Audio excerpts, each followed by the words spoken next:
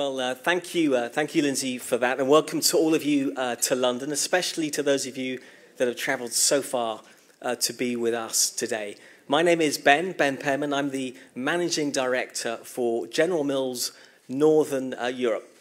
And so for those of you that aren't familiar with General Mills, we're a global food company. We've been around for a while, over 150 years, and we operate in around 100 countries around the globe. We're also quite a value-orientated organisation with a clear purpose, and both alleviating hunger and especially reducing food waste for us is a global priority. So here in the UK, we're delighted to have what we think is a thriving relationship with Lindsay and his fabulous team. And I'm pleased to say over the last few years, we have simultaneously reduced the amount of food waste in our organisation whilst exponentially increasing the amount of food we've diverted into Lindsay's organisation across the country. So we're proud of that, and we completely agree this is an issue for the broader food industry that we have to unite on as a whole. More broadly, and you'll hear about this shortly from our next speaker, we've also signed up to Champions 12.3, so we've committed to halving the amount of food waste by 2030 and measuring, tracking and publishing our progress towards that in the years ahead. So I think it's fair to say food waste is important to us as a company, but I'm not naive enough to think it's just us that cares about this. Our customers care about it, our competitors care about it, and the communities in which we operate care about this as well. So to Lindsay's point, in order to be able to make meaningful progress in this area, this is something that the whole industry needs to unite behind. No one person, no one organisation will be able to move the needle in the area of food waste reduction and alleviating hunger by themselves. However, in the area of personal leadership, our next speaker has made a significant contribution to tackling the issue of food waste, not only here in the UK, but also across the globe. That's not only in his capacity as leading the UK's biggest retailer, but it's also as chair of Champions 12.3. And so with that in mind, it would be great if you could give a warm welcome to Dave Lewis.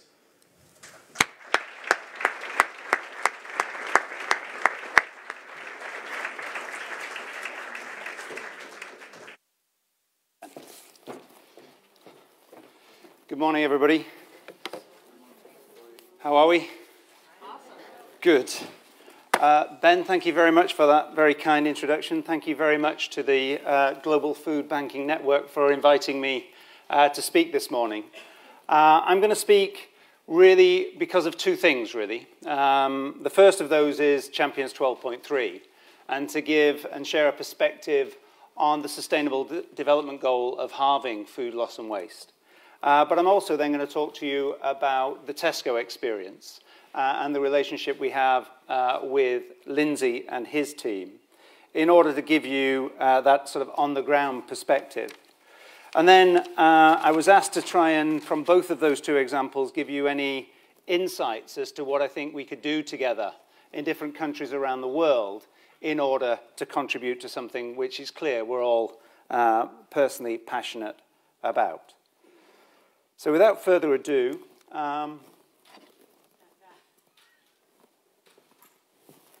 not there, there, thank you. So without further ado, I'm going to talk at a global level, at a Tesco level, and those insights. The interesting thing, if that word is appropriate, is that the knowledge about food loss and waste is there, but is growing. And I hesitate to talk to an audience as knowledgeable as yourselves about the size of this issue. 1/3 of the food that's produced in the world is wasted. Now, I see, you see, I was talking with Lisa this morning about the fact that, quite rightly, everybody talks about the amount of food that would need to be produced to support an increased population in the years ahead. But actually, one of the better and more environmentally sustainable ways of dealing with some of those challenges is not to waste the food that's already been produced in the way that we currently do. 1 in 3 people, the balance between a third of food being wasted and 1 in 3 people being undernourished or going to bed hungry, 800 million people being undernourished at a global level is a challenge that we need to face into. You'll also know that if I was to take the whole of the food waste that exists within the world and we put it together, its greenhouse gas emissions would be a little bit more than 8%. So if you put that in a country league table, food waste would be number 3 as the most greenhouse gas emitting impact on the planet. And there's an economic study that says that somewhere close to $940 billion is partly wasted because of food loss and waste. And I suppose one of the things that we tried to do with Champions 12.3 was appeal to people at different levels. So if you start where I started, whether you're morally, ethically, or environmentally appalled at the situation we find ourselves in, or either of those factors motivate you to want to do something about it, if they're not enough, there's a commercial imperative. At a macro level, 940 billion is significant. We did a piece of work with the World Resources Institute to look at the business case for food loss and waste. And if you're interested, it's a very interesting read if you ever come across a commercial organization, because it basically shows in a number of different studies in a number of different countries that every dollar invested avoiding food loss and waste returned 14 times. So whether you're morally, ethically, environmentally, or commercially motivated, there's a reason for us to want to do something about food loss and waste. Now, as Champions 12.3, the thing that's really interesting and also an opportunity is that it's not the same the world over. What you see in this chart is a breakdown of where food loss and waste happens in different parts of the world. And if I were to grossly oversimplify that, it's a case that actually in the more developed world, there's more food loss and waste close to the plate. And in the developing world, there's more food loss and waste close to the farm. And the really interesting thing is, how can we leverage knowledge and understanding internationally to change that output?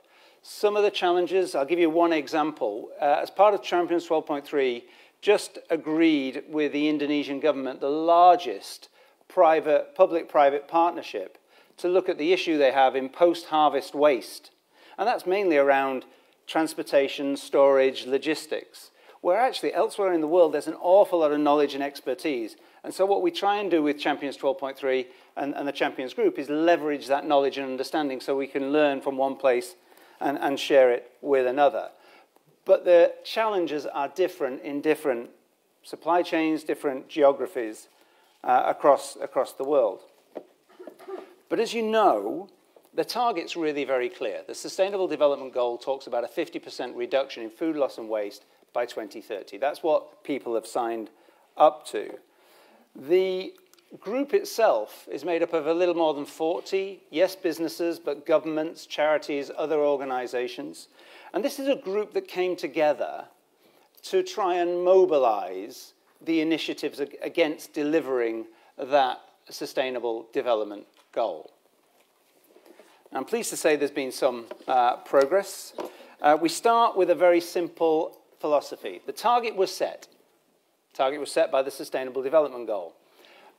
The next step, though, very, very importantly, is to measure. And measure in a consistent way. So that when we measure in a consistent way, it allows us to share learnings, it allows us to share best practice, it allows us then to drive activity across a much broader spectrum. So anybody you come across in terms of 12.3 will talk to you about the principle of target, we have it, measure, act. Now, the really interesting thing here, and Lindsay touched on it, I'll talk a little bit more about fair share as I go. The really interesting thing here is nobody within the Champions group, and this is important, particularly in commercial organizations, but also in other organizations, is in any way competitive about what it is they're trying to do. Right? And therefore, getting to a common measurement is important. So we share. We share all of that. Historically, and later on I'll give you a Tesco example, businesses have been very, very, very uncomfortable about sharing their data in this space. We need people to become much more comfortable about sharing data in order that we drive learnings and we drive understanding, but more importantly, we drive action. Now, there's a very long report on the update of Champions 12.3. We issue it every September, October when we update the UN. I've just pulled one slide out of that because we look at the activity and our impact in two places, basically within companies.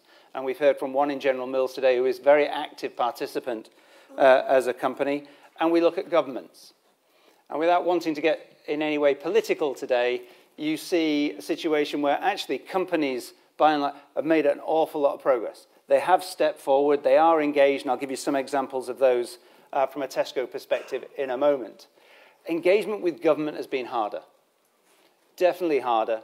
We've put together a lot of best practice to share with governments. Their time frames tend to be longer. That's true. But if we had one requirement as Champions 12.3 is to increase our engagement with governments in terms of driving top-down policy decisions in the area of food loss and waste. So a lot to be encouraged by, but still a massive, massive opportunity. And the Champions Group continues to pursue all of those. If I step forward and now talk about Tesco and my experience of being part of the Tesco team, I'll just give you, for those who are not familiar with the business, one chart on the background. It is fair to say we're a reasonably large business. We operate in 10 countries around the world, either directly or through joint ventures. We employ about 440,000 colleagues, and we serve about 80 million customers every week. So here in the UK, which is our largest country, our till rings about 45 million times a week. We have about 3,500 stores in the UK, and so our reach into the UK society is very strong. We're available in virtually every region within the company. Now, in fairness, I joined Tesco about 4.5, nearly 5 years ago. Tesco is celebrating 100 years of being a business this year. And it's always been very, very strongly invested in food. And Lindsay talked about supermarkets and what it is they try and do on very low margins to manage supply and demand in food sourcing. But Tesco has been doing something about food loss and waste for a while.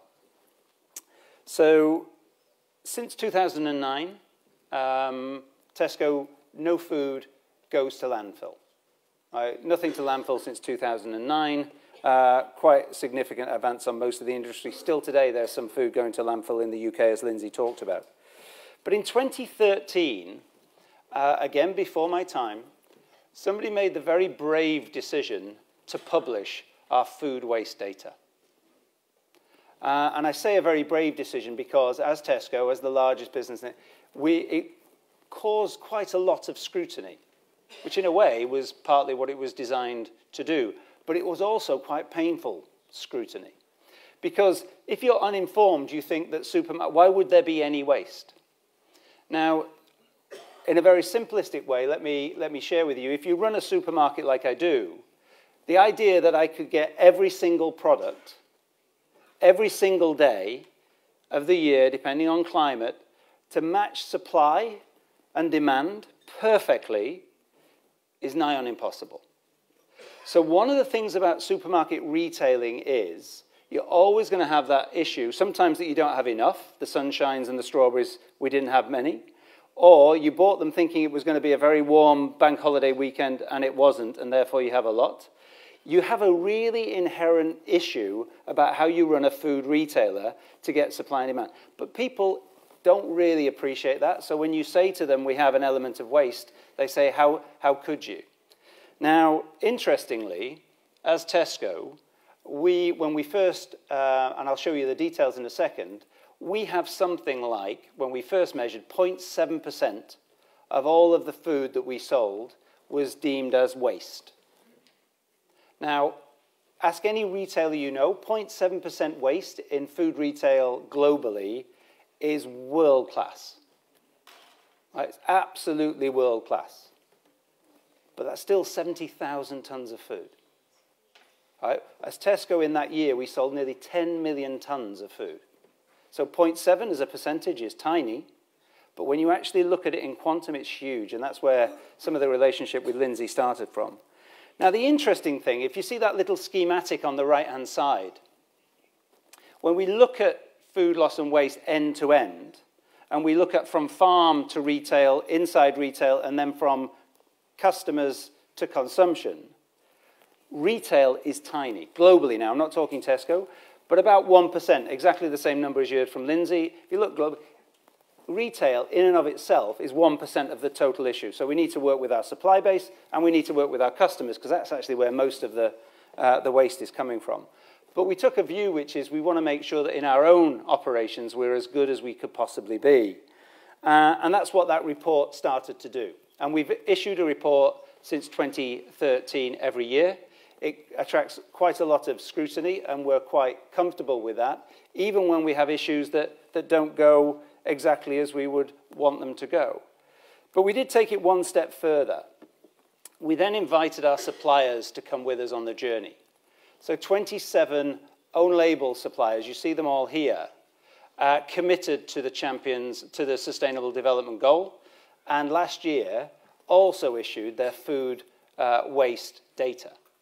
Now these 27 suppliers are 50% of my own label supply chain.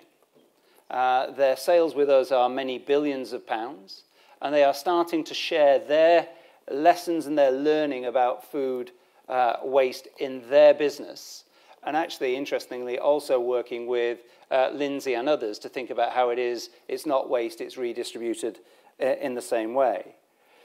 The other thing that's interesting is in the last year, we've also extended that to 10 of the largest, and you heard from Ben by way of introduction, multinational food businesses to do exactly the same.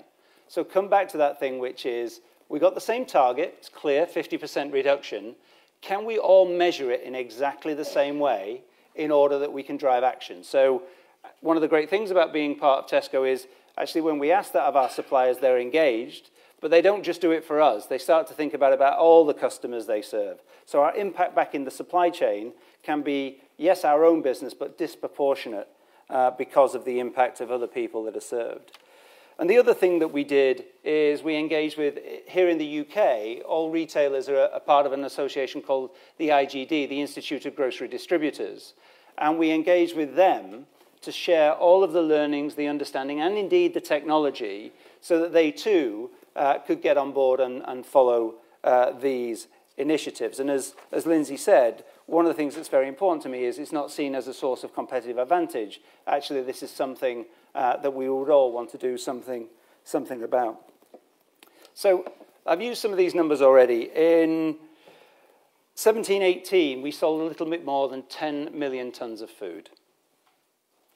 About 0.7 of that, in a historical measure, would have been wasted. Because we started to look at how it is anything that was still safe to be eaten could be redistributed, we've got to a place on the international measurement where about 39,000 of that 70,000 tons is now donated or redirected. But it still means that we've got nearly 40,000 tons, which is going to energy recovery, and we would want to reduce that even further.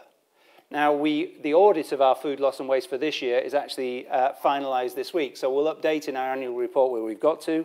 I'm really very confident that we'll have moved that on significantly, and I'll tell you why in a second. So that's the breakdown of the numbers I just talked about. Now, a little over 18 months ago, 2 years ago, if I tell you a personal story, just to put this in context, before I worked at Tesco, I worked in Unilever for nearly 30 years. I worked in a lot of places around the world where food was not plentiful, and so I saw some of the issues that I talked about up close. When you come to Tesco and you see all the work that is done to reduce food loss and food waste, it's impressive, but you still see that 70,000 tons and you say, there's something just not right here. What can we do? And we set ourselves a goal. Having got this background of declaring, the goal was, could we get ourselves to a place where no food that's still safe to be eaten, after I'm not legally allowed to sell it, wouldn't go to waste? Could we get that to zero?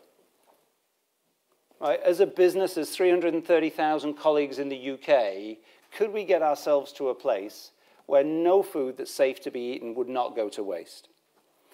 Now, one of those sort of audacious goals, but this is where partnership starts to become very important. And at this point, I'd like to call out two of them that are in the room. You've heard from Lindsay already. Honestly, couldn't speak highly enough about FareShare under his leadership, the engagement that we've had, the willingness to challenge and be challenged by each other has been brilliant. But also the contribution of Food Cloud, who, as Lindsay said, a startup in Ireland. I actually met them by accident walking one of our Irish stores, two young ladies who had found a way of linking supermarkets with local community projects. And actually, by working with them, how did we scale it up? How did we bring it to the UK, which was much more challenging, as a key part of the partnership. And then we talk about how it is we take it from there into the donations that Lindsay has already articulated, so I'll do it briefly. Now, I didn't bring a banana.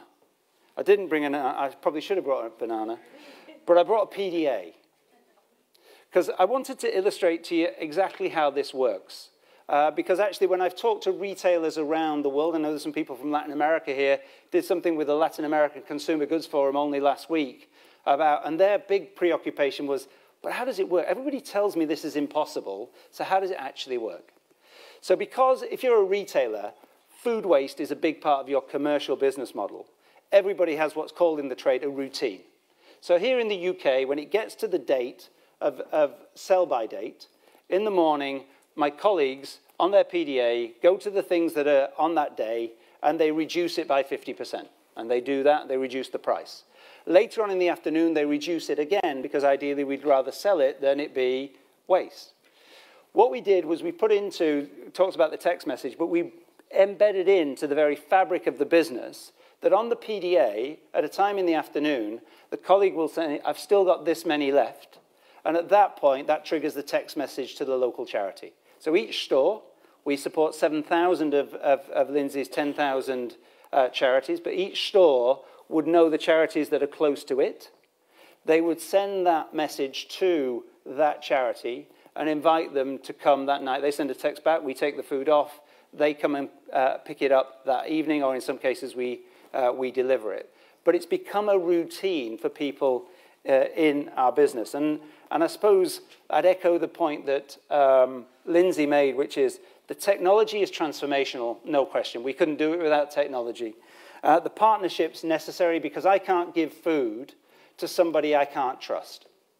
One of the reasons the industry does not do this is if I donate food and then for whatever reason that food is not taken care of and finds its way into, I don't know, a local market stall 3 days from now, somebody gets ill because that food's not being taken care of, the comeback is to me because it's my brand that's on there. I have to be sure that when I donate, I can trace it and it's cared for. And that's where Lindsay's articulation of the community and charity partners is very important for me to be confident that we can donate the food.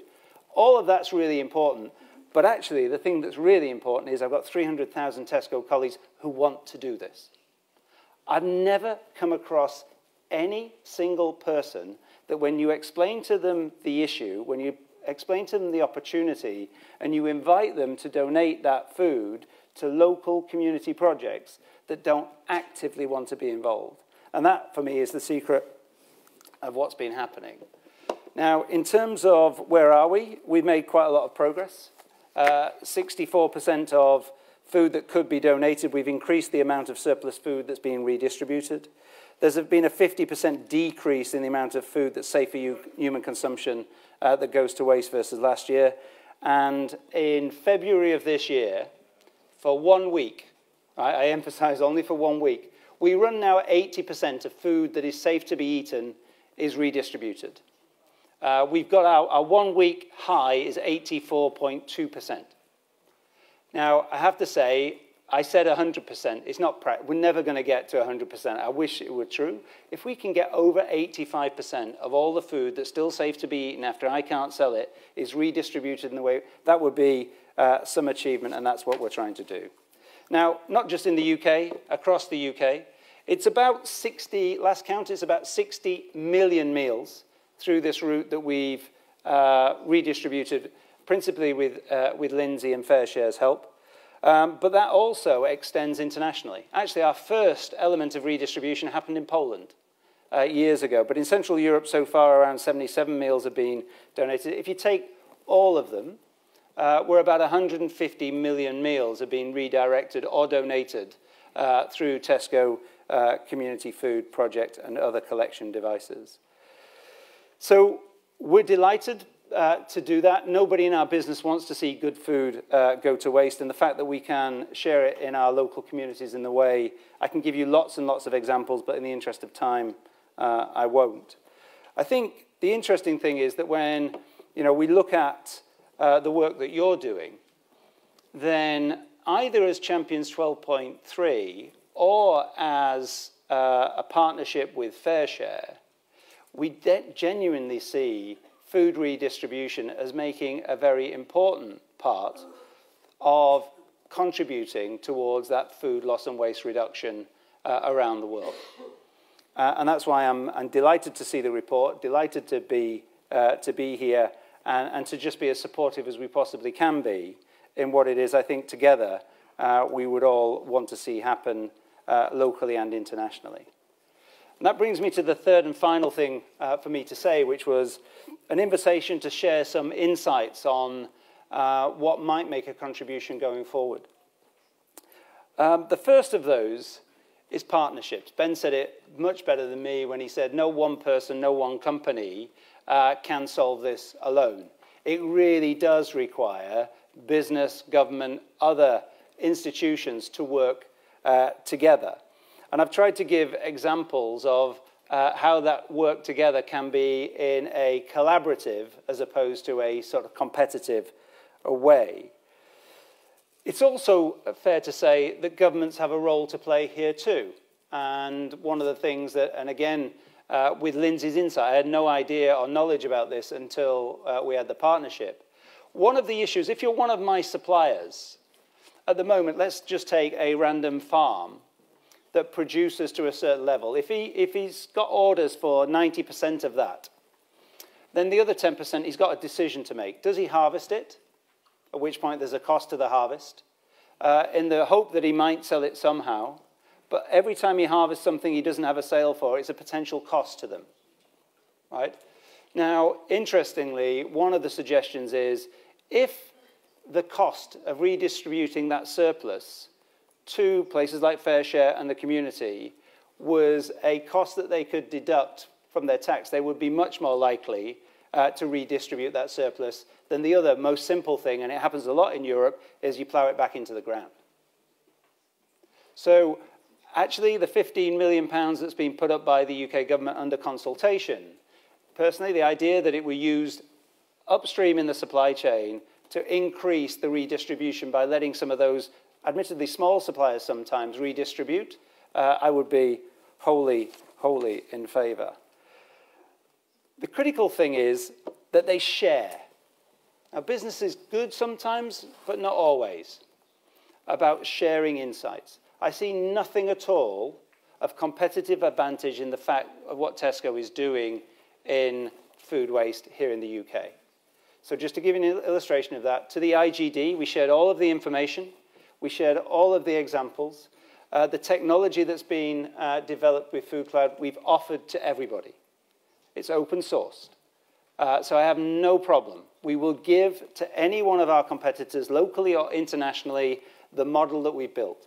And it's a very simple edict behind that, because if you're Tesco and you've got 3,500 stores, small stores, large stores online, you've got frozen, you've got chilled, you've got fresh, you've got every ambient temp. If we can donate 85% of our surplus food then there's no reason at all why anybody else can't. And if it's the technology that requires that, we'll share the technology.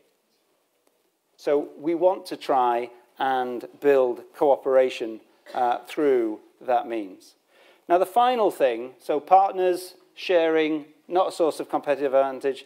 The final thing I have to share is something that Lindsay did touch on, which is think about the end user. And this is something, I hope he doesn't mind me telling this story. I walked with Lindsay early on into some of the community projects that FareShare support. And it's really quite a humbling and quite an inspiring thing to do. But there was also one insight, which was you never, never, never know what you're going to get from a Tesco shop on any day. Right? It is completely random. Right? So it's very interesting to watch people who are working in community projects deal with the fact that this unknown, quite random food is going to arrive. And so together we talked about how could we do that? How could we help, if you like, the end user of the food in this case? And so we have something which we call community cookery schools, which launched this year. We recruited the help of somebody who helps us on our health regime, which is a local chef called Jamie Oliver.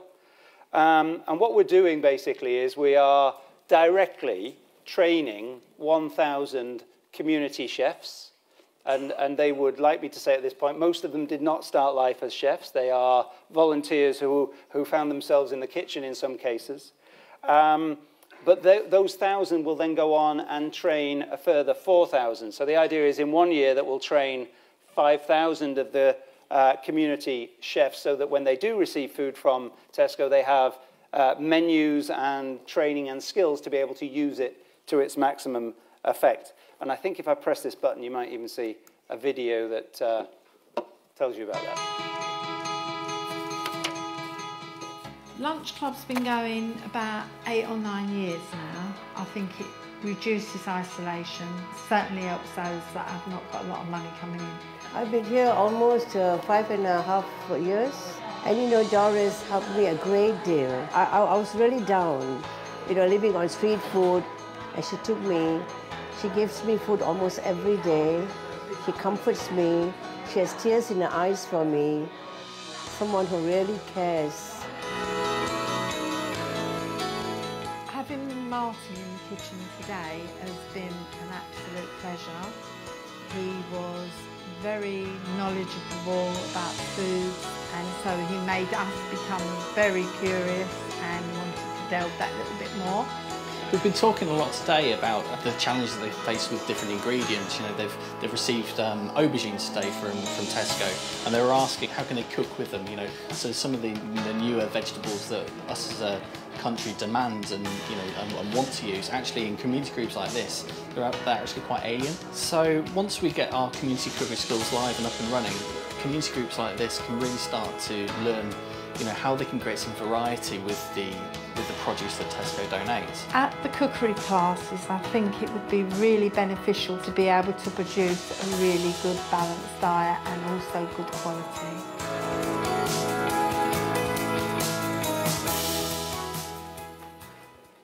So just one example of how the donation of...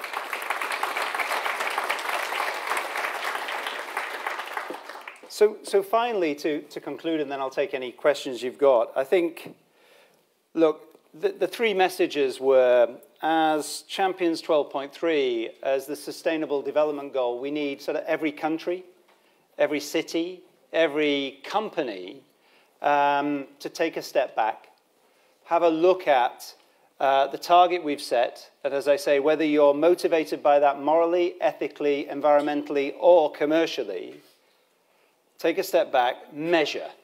Measure how it is in your total system there is leakage in terms of waste or loss of food, and ask yourself, either together or with others, how it is you can do something about the reduction of that.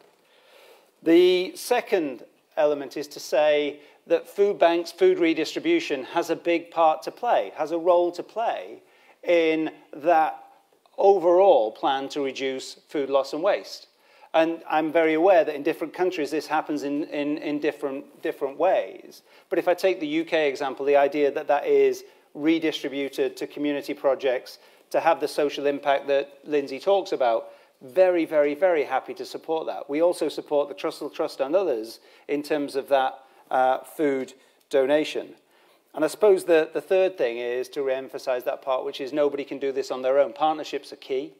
We need to put our competitive instincts as companies away sometimes and ask ourselves, actually, what can we share, what can we learn, what can we do with governments and the third sector around actually making food loss and waste not only 50% less, but also, dare I say it, a thing of the past. So with that, I'll say thank you very much, and I'll take any questions that you've got.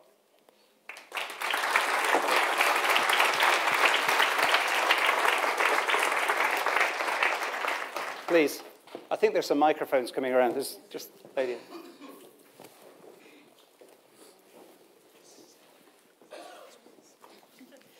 Hello, I'm Hi. Claire Babineau-Fontenot. I'm the CEO of Feeding America, and thank you so much. I'm curious, as I contemplate the long game, right, starting first with the fact that often these things are also good for business, right? Yep. Which is excellent. As retailers become better and better at understanding what potential waste there is in their stores, Yes. have you thought about what impact that might have, that you then mark it down to 50% more quickly, and it might diminish the amount of food available for food banks? So have you contemplated that potential for tension, and do you have any thoughts on the long game related to that? I think it's a great question. I think, first and foremost, I don't think we ever see it as tension. I think we start from a business point of view that says, actually, it's right for us to reduce it to as low as we possibly can. So everywhere with my supply and in my stores, that our first imperative is to make it as low as we possibly can. But I think what I was trying to say before is, even if you get it very low, there's always going to be some, right?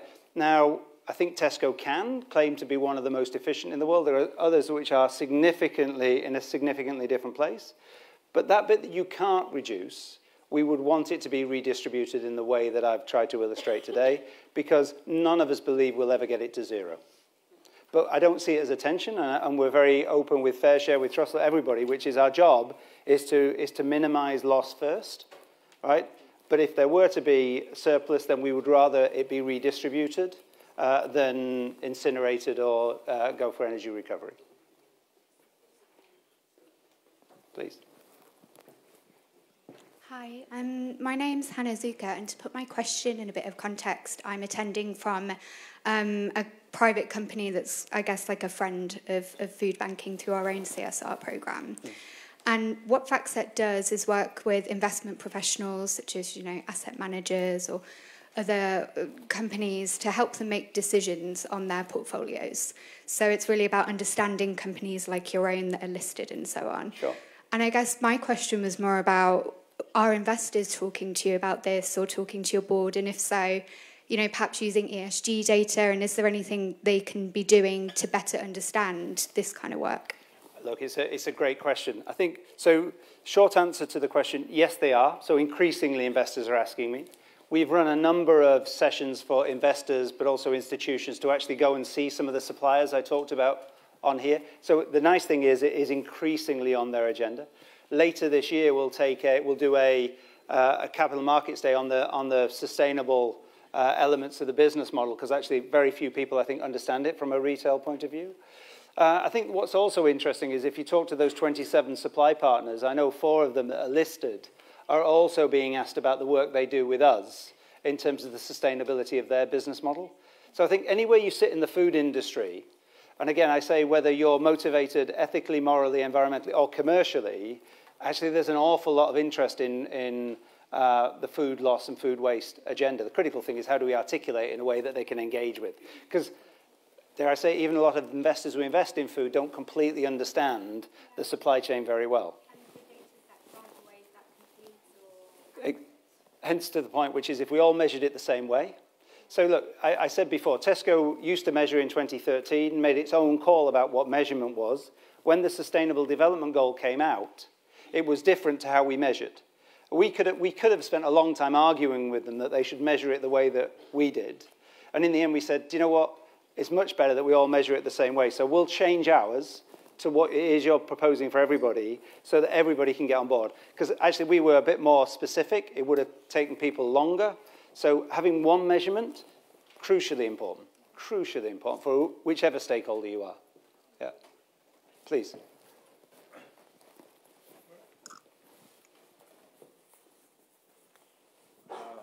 I'm Sang Mokso, the chairman of the Korea Council of the Social Welfare. I'm quite impressed with the Tesco's attempts in trying to reduce the food waste. As a chair of the Champions 12.3, there are many other major retailers in the world. Yep. Are they doing similar things, or are you coordinating these activities worldwide? Yes, we are. Yeah, so the sharing with everybody, not just the example. Excuse me, can I get some? Is that? Thank you very much. Missed it. Oh. No, not sure. Anyway, no problem. So yes, we are.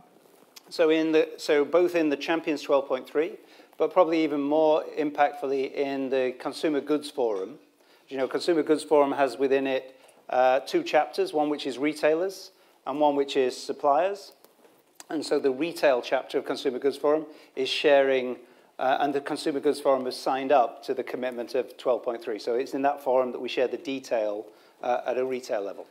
Korea has some major retail like E-Mart. Are they participating in this effort as well? I'd have to go back and check E-Mart specifically. I don't recall, but I can let you know which Korean retailers are, if that's what your question is. Yes. Okay. Yes, So, please. Buenos días. Bueno, Permítanme introducir el idioma español nuevamente a la conferencia. Felicitaciones por lo que hace Tesco. Y la pregunta básicamente es si Tesco le aporta algo a esa compañía de caridad que viene a recoger el alimento. Si hay alguna bonificación o algún dinero para que él haga el transporte y todo lo que tiene que hacer. ¿De dónde están? Sí, entiendo bastante bien. Pero hablo muy mal. Entonces, in inglés, look, I think I give a huge amount of credit to Tesco historically for taking the lead here. What we've tried to do as we've moved on from 2013 is lead by example, right? And so when we talk about money and we talk about cost, what I've found in all businesses, whoever I engage with, is the moment you start the conversation through a cost or an investment discussion, barriers come, right? Restrictions come. So we have this comment which is, you know, behave your way different. Right? So I think the best thing that Tesco can do, and what we try to do, is demonstrate that it can be done. So if I talk to any retailer, be it in Korea, be it in the UK or whatever, I remember 3 years ago saying this first time, and all retailers saying, we can't do anything about it. No amount of cost, investment, money, whatever would have changed it. So you have to go and say, well, actually, if we can do, and we're prepared to give you the same kit as we've created, why can't you? And I prefer that conversation. Share expertise, share insight, rather than just thinking around some of the... There are investments you can make, and I see people at the back here. We made some investments in Food Cloud to try and scale that business, but it's very targeted, very specific. And I think I would encourage businesses in every country, be it retailer or be it supplier, to start thinking about the action that's required, rather than just thinking about the... If you think about it that way, actually the money takes care of itself. Does that help? ¿Sí? ¿Seguro? ¿Sí? Okay. Please. Oh, sorry. Yes. Good morning. Thank you very much for your presentation. My name is Joaquin. I'm from Argentina. Since you are operating in different countries, and as you mentioned, the food losses are in the high-income countries, in the retail and the household, and in the medium low-income countries are mostly in the production and distribution of this food. Do you find any, or did you research on any relationship between the size of the stores and the amounts of food losses? Yes. So two parts to your question, which is, as I said before, if I look at the challenge in Malaysia or Slovakia, very different. Very different supply chain. Very different, very much more fragmented. So a lot of the food production comes... So in the UK, it's become quite... It's not concentrated, but it's more concentrated. So if I can get 27 suppliers, I get 50% of my food. That's within 7,000 suppliers. Internationally, many more, much smaller. So we have to start in a slightly different place in terms of having an impact.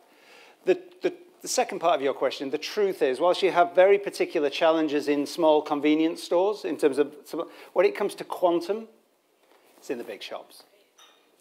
It's really in the big shops that actually, just because the quantity that is sold through those large stores is so significantly greater than the small, that as a percentage, waste would be higher in convenience stores, but in quantum, you get 80% of the issue if you do the big stores. And that's pretty true in Thailand, Malaysia, Central Europe. That's pretty common across. Yeah. Please. There you go.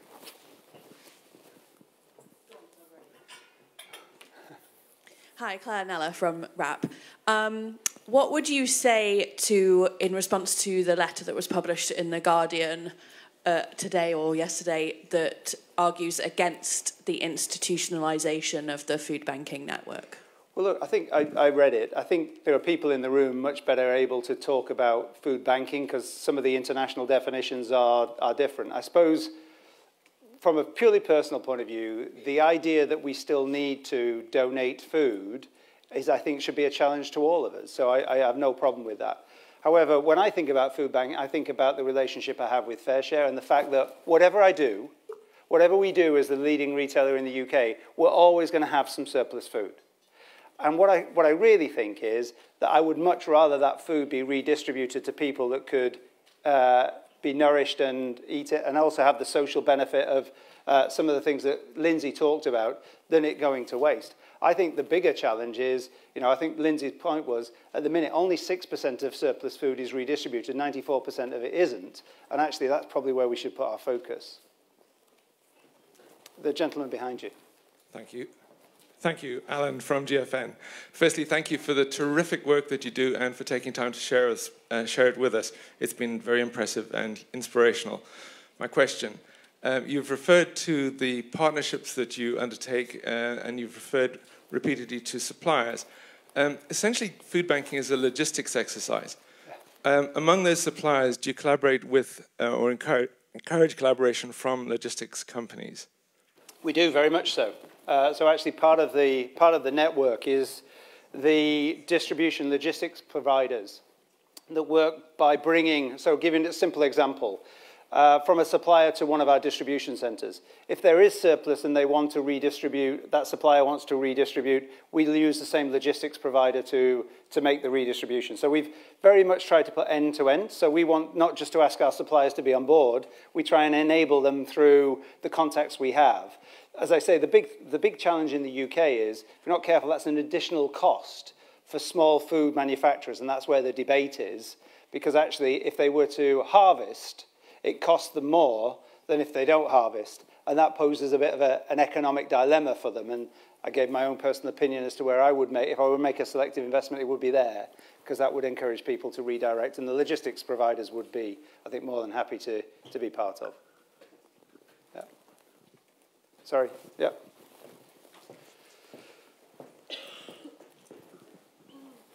Yes. Hello. Hi. I'm Kate Chung. I'm from CJ Jeiljedang, which is Korea's largest food and bio company based in Korea. I think it's great that you form, these various alliances, partnerships with, the government, the food cloud, Fair Share, to make this work, right? Mm-hmm. And I think in the slide, there was a slide that you mentioned that you got these like 27 commitments from your private label suppliers, 10 commitments from large food brands. Yeah, actually, as a producer and as a supplier of Korea's in Korea. I'd like to know what these commitments exactly mean, and what is their role. For example, what's the role? What role does Nestle play in this whole project? So first things first. The first thing about signing up is you sign up to the Sustainable Development Goal. So all of those 27 suppliers and the 10 multinationals have signed up to reducing food loss and waste by 50% by 2030. So that's the thing that brings them all together. It also means they've signed up for measuring on a consistent basis and sharing the results of that measurement so that best practice can be shared across all of them. And what it also means is that, particularly in their relation, if I now take it from 12.3 to Tesco, it means that we can end-to-end map supply chains for all of those suppliers to think about how it is we can reduce together against that particular goal. So that's what the commitment is all about. And the critical thing is actually being able to share best practice on a common basis is what enables everybody to be better than they could be on their own. Okay? Sorry. Hi Dave, we've actually got a question in from our live stream audience all the way from Australia, so someone's up late. Okay. Saying, wearing your 12.3 hat, do you have an example of any particular country that you would consider as best in class in terms of getting close to achieving 12.3, and why? You don't have to say Australia. Look, I get the question. Look, I think it would be wrong to pick out. Look, there are two ways of trying to answer the question constructively. If you look, there are some countries where food loss and waste is much lower than elsewhere. But actually, when you get into them, much more for historical reasons and cultural issues. So in Europe here, we've got any Italians in the room? Okay. Bear with me on this one if I get it wrong. So Italy, Lindsay talked about France and redistribution, I get it. If you look at post-consumer, that close to the plate I talked about before, which is 60-odd% here in the UK, it's significantly lower in Italy. So the level of post-consumer purchasing food that's wasted is very, very low in Italy.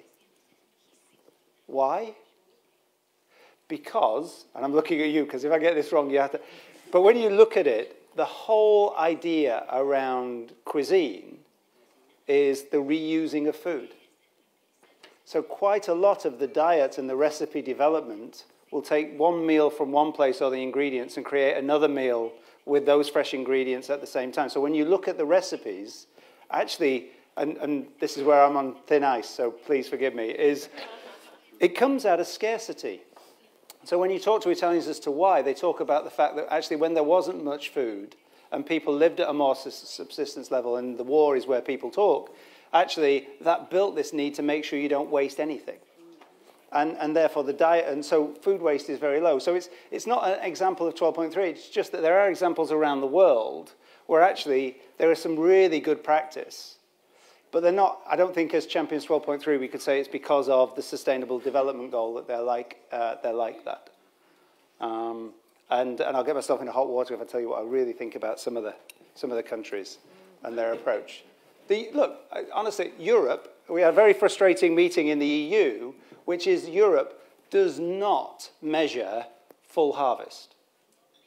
So even in Europe, when we say we don't have it, Europe doesn't measure full harvest. Right? So if it doesn't get harvested, it wasn't produced in the way that it looks at its numbers. Not sure that's exactly how it should be done. Right? So there's quite a lot of challenges in every government, and I think that's where you see some of the government progress in 12.3 has not been as strong as we would like it to be. Any more? There we go. Yep. Oh, which one?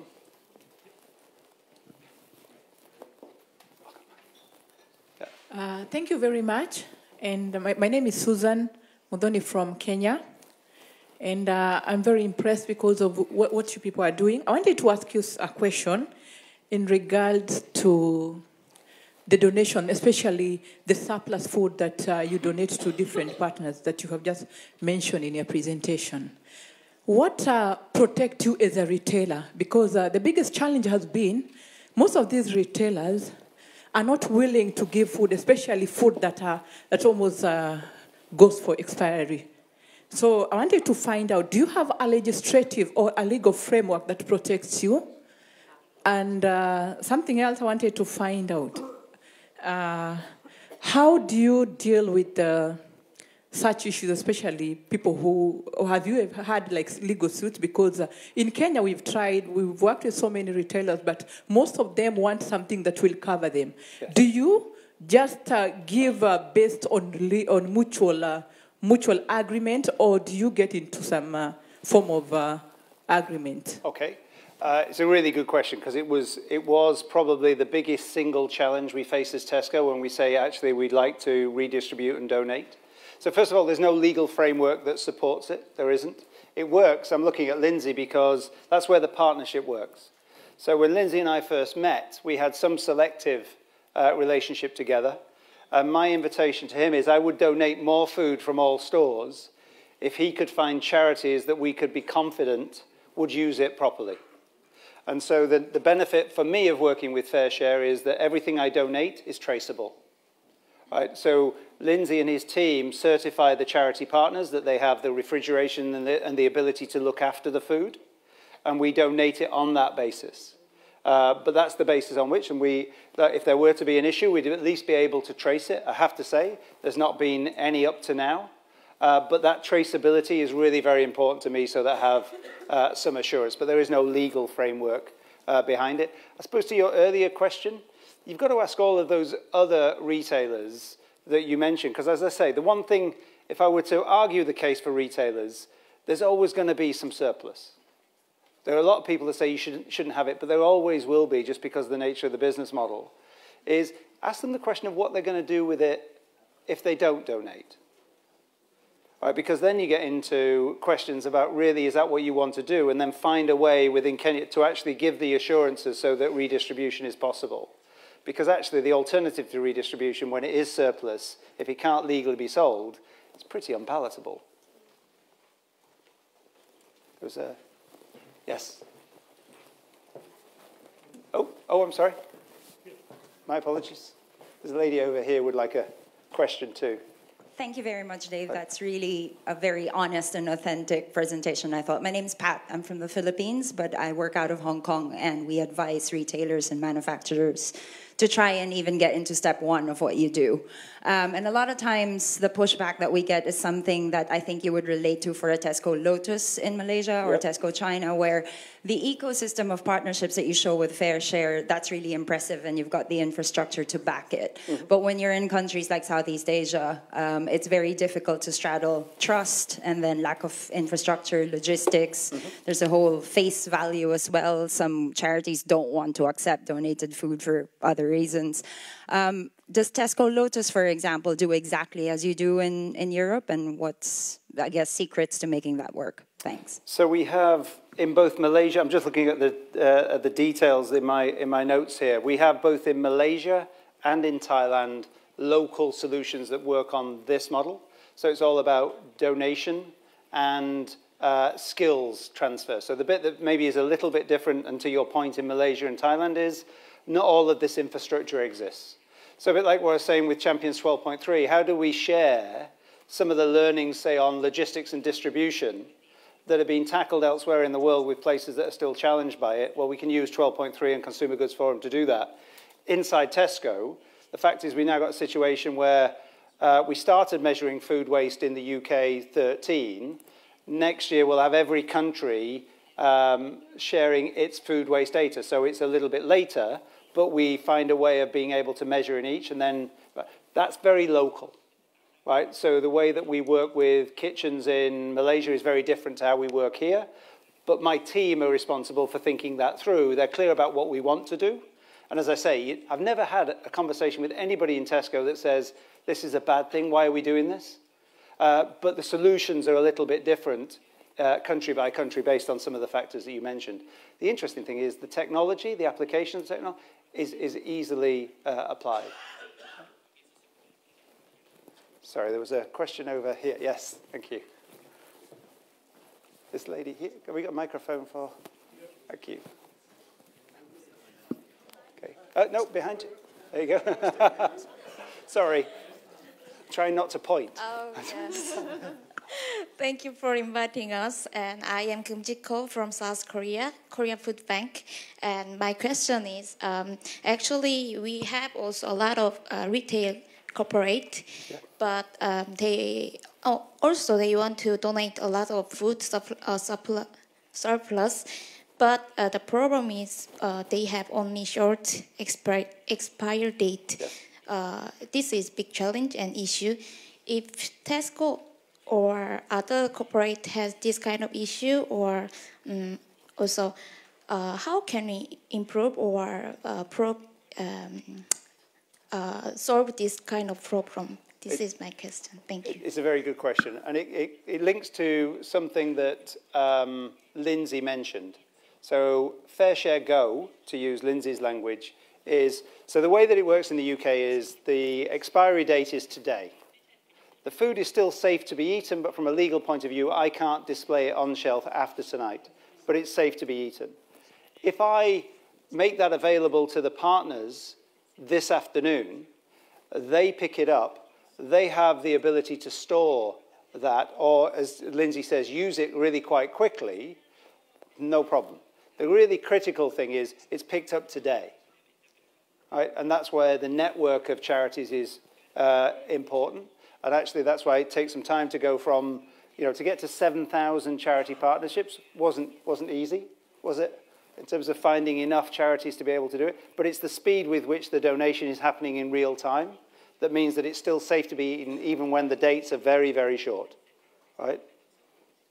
So I think we've got time for one more if you're willing. And there's one. There were a couple. So where are we? Yeah, please. Yeah. Hi. Working? Yes. Okay. Hi, my name's Tanya Little. I'm with Food Banks Canada.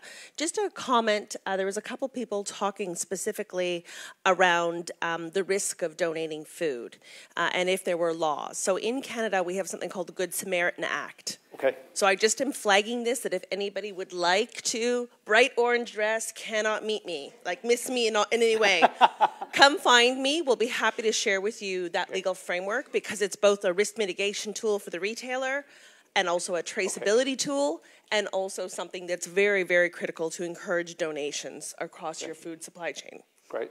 No, thank you very much. Given it wasn't a question, there was one hand over here. Shall we take that, the last one? Is that okay? Please. Oh, sorry. This. First of all, thank you for taking my question.